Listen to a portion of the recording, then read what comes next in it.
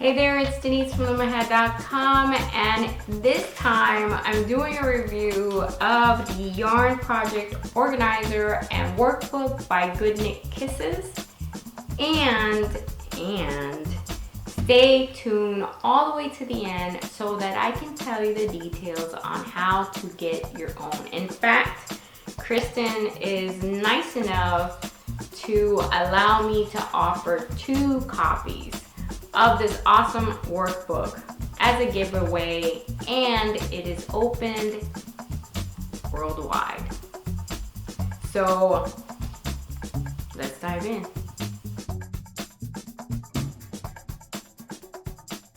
Alright, so first things first, the book was a gift from Kristen, but I do want to emphasize that this review has not been sponsored.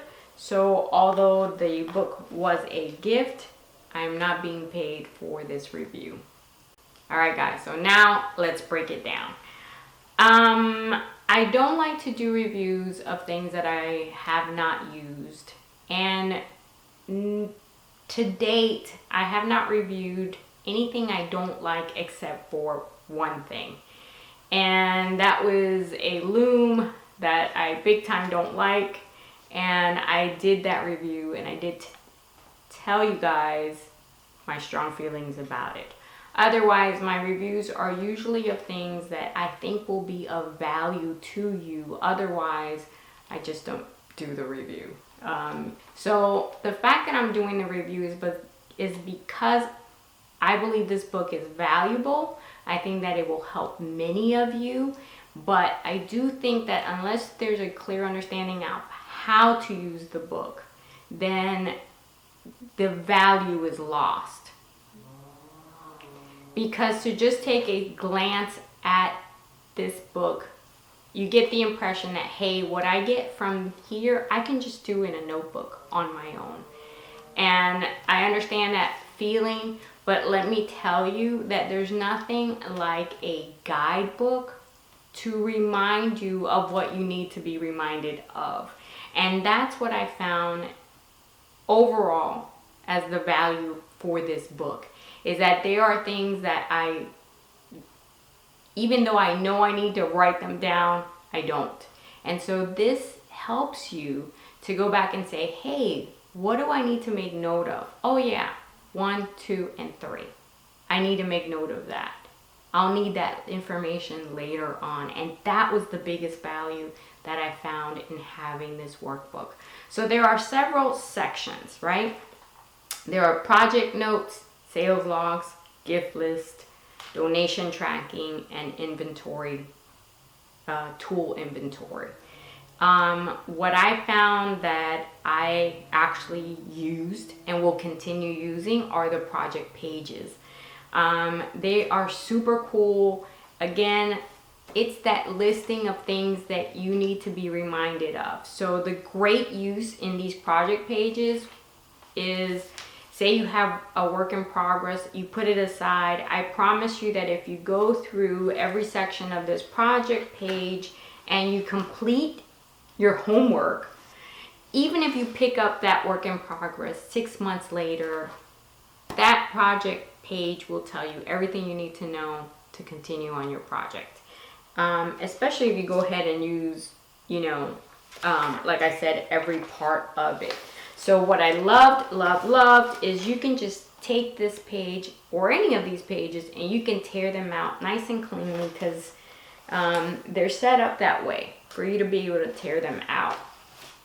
And personally, what I did with mine, and I will continue to do, is that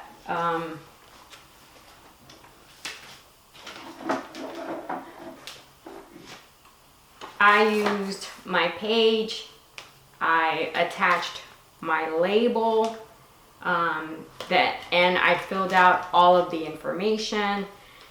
I used this page protector with a locking stitch marker to attach it to the loom until I finished the project. And once I finished this project, this page, inside its page protector, will go into a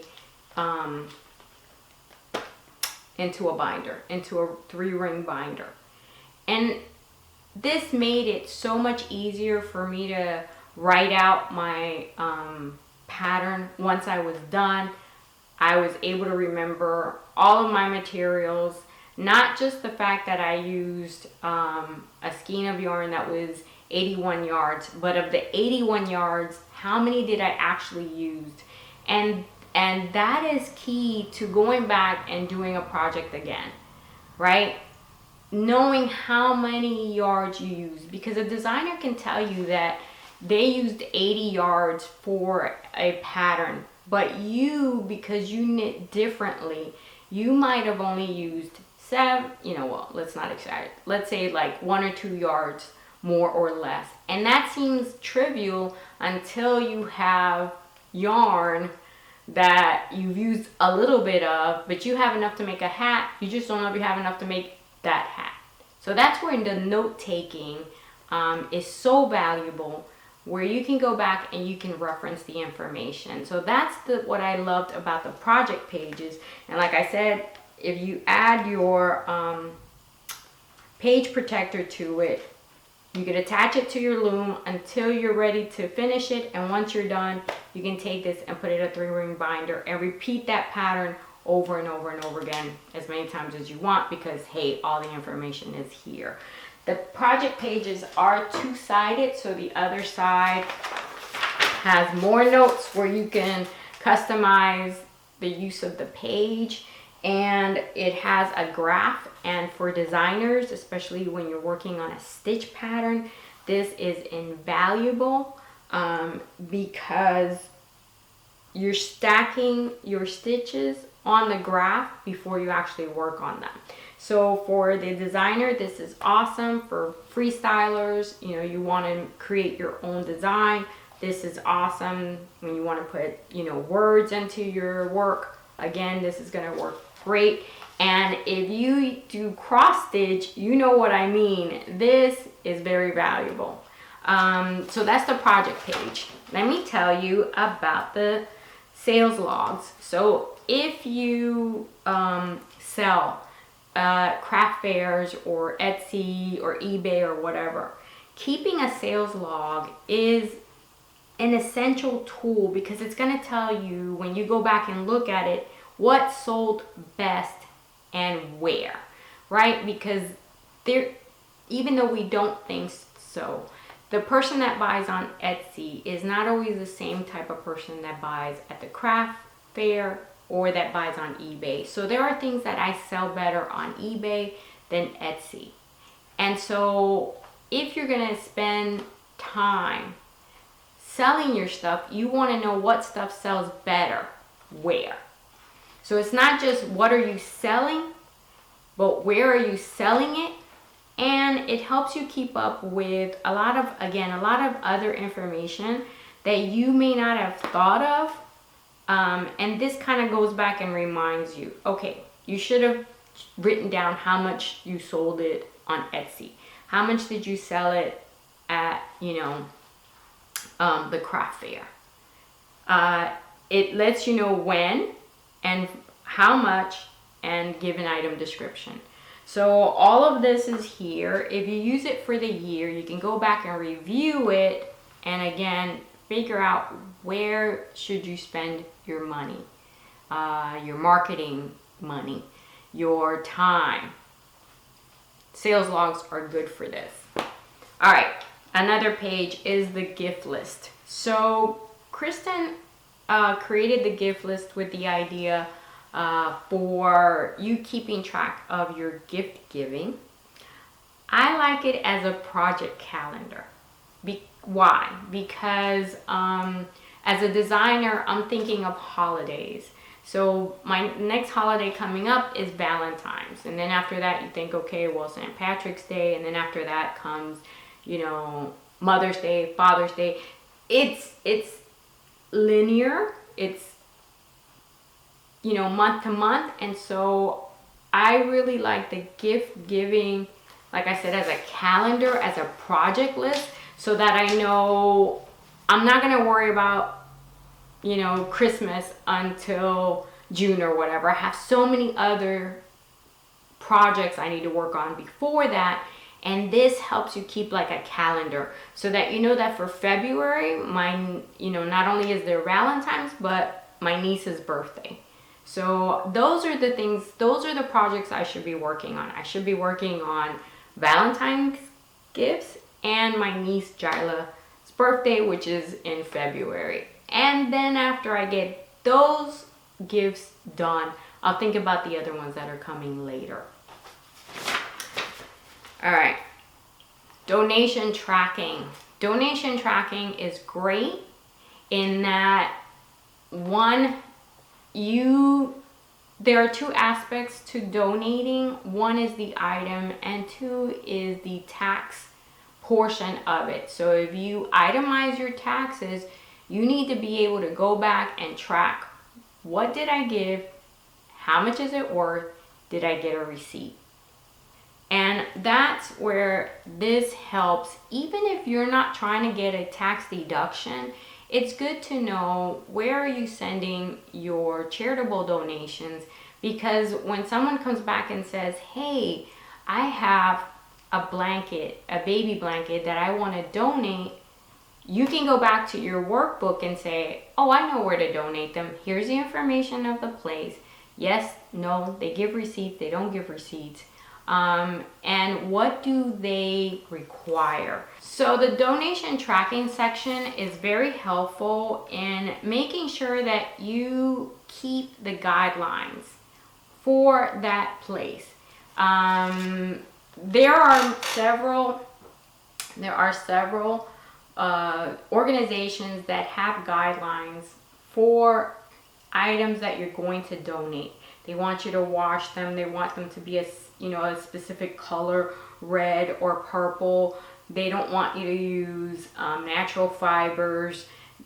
They have guidelines. So this will help you to write down those guidelines and make note of them and keep them basically in front of you when you're doing your work, so that you don't do it and then, it's wasted because you didn't do it the way they wanted you to do it. Another section is the tool inventory, and I would love to say that I use this section, but I tend to use only a few items, and usually they stay in one section and that's all I'm using. But it would be great if I knew where my other stuff was. Not just where. What is it? What do I have? That one I'm going to go back and take a look at and use it, because I can tell you I didn't use it. I'm sorry I didn't use it, and I really do need to use it. And I do have a lot of looms, and I will tell you that the good thing about working the inventory list is getting better details about what you have. So you might have a loom that you have no idea what the gauge is, how many pegs does it have, or any of that. So if you take your time, if you take the time to fill out the inventory list, you will be surprised how you're basically introduced to your inventory. How you finally come to terms with, oh yeah, I do have a 3/8 42 peg loom, whatever. You know what I'm saying? You go back and you say, oh, I need to know this. So you will get the details, and you'll find out that you have 5 of the same loom. So sell 4 of them or give them away or whatever.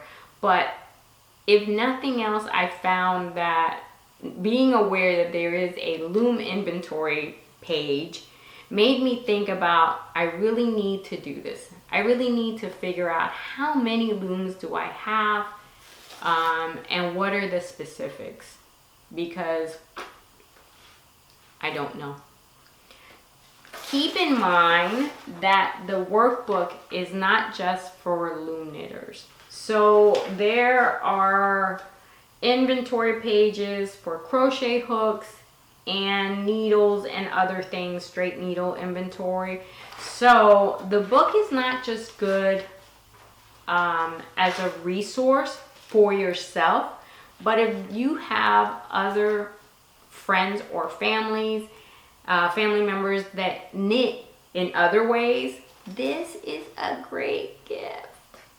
They will love you. And what I love about giving a book like this is that every time that person uses the book, they remember you. It's not like a book that you read, the story was great, thanks, you put it away, you're done with it. This is something you're going to use all year long. So it is a great gift. Overall, I didn't find anything that I wanted to change in the page setup. On the contrary, I became aware of things I hadn't thought about that are needed, it's a good idea to make note of. If I could change one thing, I would make this a spiral. That's it. Is that a game changer? Absolutely not. Makes no difference. This is a great resource, and having it as a spiral, it would be just one thing. But I don't know that making this book into a spiral notebook would make it easy for you to tear out your pages. So it could be that the reason this is not spiral is because it has a tear out pages, which are invaluable. That is like number one as far as what's awesome about this book.